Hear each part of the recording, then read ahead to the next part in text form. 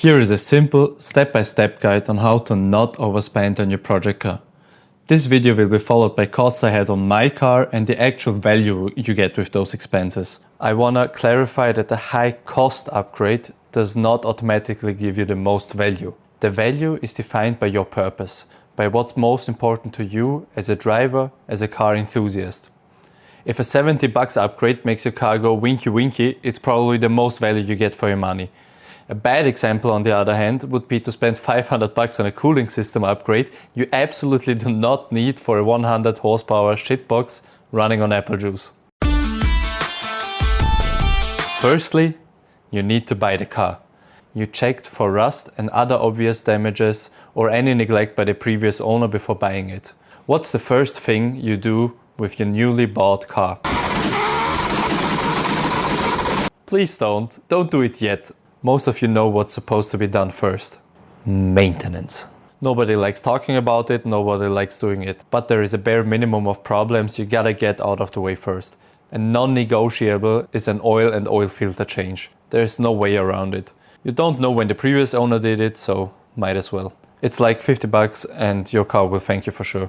Another big thing to look out for are your car-specific problems. I know on our E46 drift car, for example, the subframe connection to the chassis is relatively weak from factory. We had to strengthen it by welding a few plates for a more stable connection to the subframe. It might seem unnecessary and tedious at first, but you can avoid a lot of pain in the butt by getting these things out of the way. At the end of the day, everybody's dealing with the consequences of their own actions. An often overlooked thing are your tires. Check the age and condition of those. They are insanely important for your car's performance, feel and safety. It's a good idea to check all your fluids and replace them if needed over the next few months. Here's a list of fluids ranked by priority you should keep an eye on.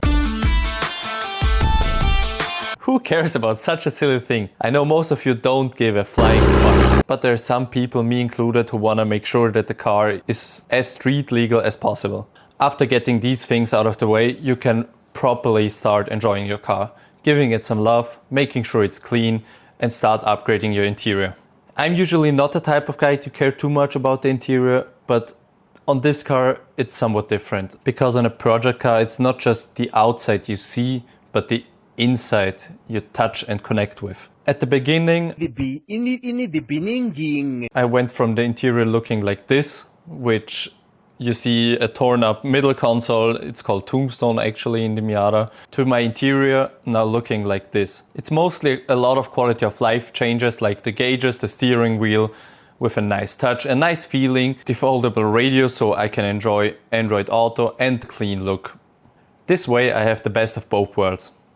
Speaking about the radio and the sound system, with the top down you have to have great speakers to properly hear your music. Usually a simple speaker and amplifier upgrade is enough for sane people, but I love listening to music aggressively, so I kind of couldn't survive without a subwoofer. This way I'm not only obnoxiously loud with my exhaust, but I can also go on people's nerves with my sound system.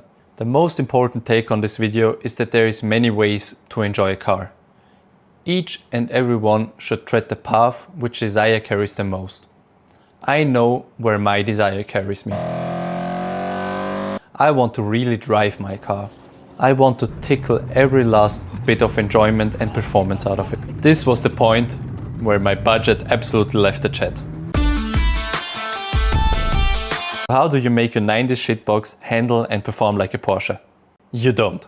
But you can have at least the same, if not more fun in a Miata. The engine is fine, the suspension is barely surviving on the racetrack and the drivetrain is okay-ish, but the most important thing for me is to make the car go sideways in a controlled manner. And with an open differential, that's a very hard to manage task. As you can see in these clips, as soon as you get into oversteer, it's insanely hard to control and hold it. This is also the time where I managed to hit the wall of tires and absolutely destroy my door and my front fender. Luckily, I have friends helping me in these kinds of situations. With a little work, the car was ready to go 2 weeks after and $250 later. The very bad thing about an open differential is that you drift until you involuntarily do not drift anymore. This is where the rear tires suddenly catch traction and put you in a very uncomfortable situation. I didn't put the limited slip differential in my car yet, but in the next few weeks it's gonna be installed and they're surely gonna follow a video on it.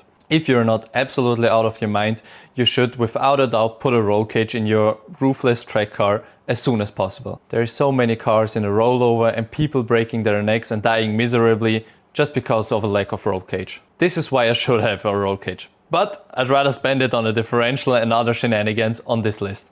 Now that we got safety out of the way, we should talk about a big and often overlooked performance upgrade. Bushings. Polyurethane bushings. Usually cars have rubber suspension bushings. On my 35-year-old car, those weren't very rubbery anymore and almost fell apart. This is why I put polyurethane bushings in them. They're supposed to give you more feedback in the steering and an overall handling improvement. I did notice that the car got a little bit stiffer and more direct. It also allows your suspension to work better because there's less filtering of the rubber bushings. Luckily, the OEM rubber suspension bushings were removed from the car without much resistance and I could finish the job quick and easy. A little help with a hydraulic press, a few minutes of slight heating and some taps with the hammer here and there made the job barely worth even mentioning. With the bushings out of the control arms, I sanded them, repainted them and put them back in the car. It's only a matter of time until I install a turbo, proper suspension and bunch of more upgrades.